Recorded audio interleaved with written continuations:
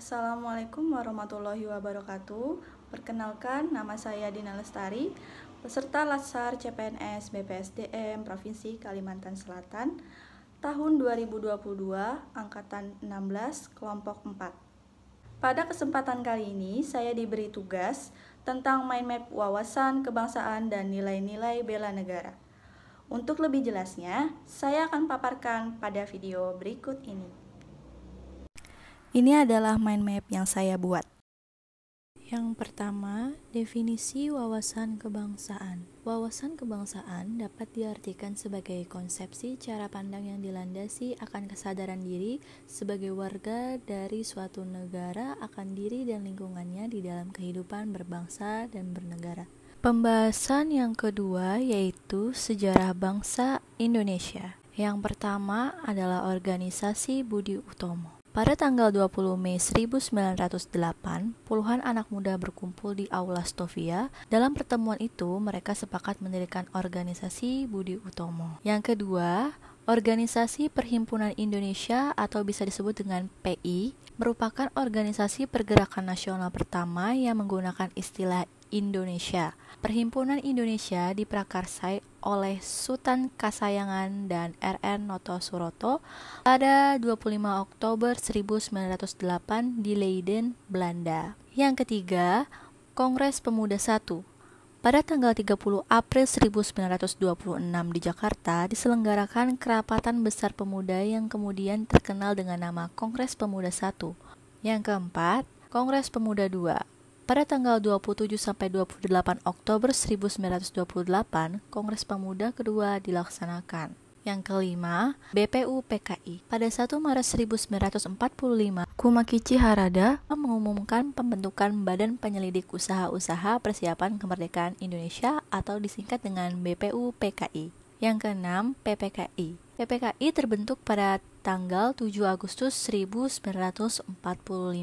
Selanjutnya, 4 konsensus dasar. Yang pertama ada Pancasila, yang kedua Bhinneka Tunggal Ika, yang ketiga Undang-Undang Dasar 1945, dan yang keempat adalah Negara Kesatuan Republik Indonesia. Berikutnya identitas Negara Kesatuan Republik Indonesia. Yang pertama, bendera merah putih. Bendera Negara Kesatuan Republik Indonesia yang selanjutnya disebut bendera negara adalah Sang Merah Putih. Yang kedua, bahasa Indonesia. Bahasa Indonesia yang dinyatakan sebagai bahasa resmi negara dalam pasal 36 Undang-Undang Dasar Negara Kesatuan Republik Indonesia tahun 1945.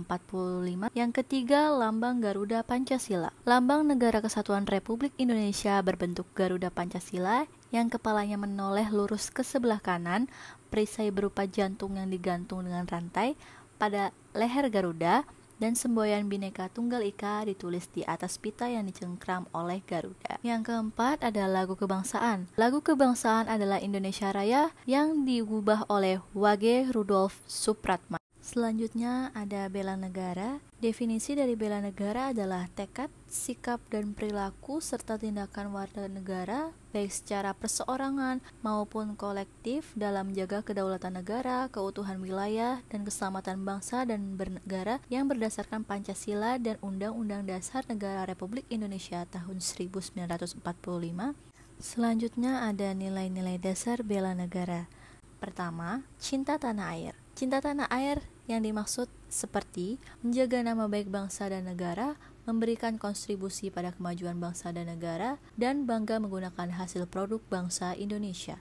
Yang kedua, kesadaran berbangsa dan bernegara. Selanjutnya ikut serta dalam pemilihan umum, berpikir, bersikap, dan berbuat yang terbaik bagi bangsa dan negaranya, dan berpartisipasi menjaga kedaulatan bangsa dan negara. Yang ketiga, setia pada Pancasila sebagai ideologi negara, seperti menjadikan Pancasila sebagai pemersatu bangsa dan negara, senantiasa mengembangkan nilai-nilai Pancasila, dan yakin dan percaya bahwa Pancasila sebagai dasar negara. Yang keempat, rela berkorban untuk bangsa dan negara. Contohnya seperti bersedia mengorbankan waktu, tenaga, dan pikirannya untuk kemajuan bangsa dan negara, siap membela bangsa dan negara dari berbagai macam ancaman, berpartisipasi aktif dalam pembangunan masyarakat berbangsa dan bernegara. Yang kelima ada kemampuan awal membela negara, seperti senantiasa bersyukur dan berdoa atas kenikmatan yang telah diberikan Tuhan Yang Maha Esa, gemar berolahraga, dan senantiasa menjaga kesehatannya. Dan pembahasan yang terakhir ada fungsi aparatur sipil negara.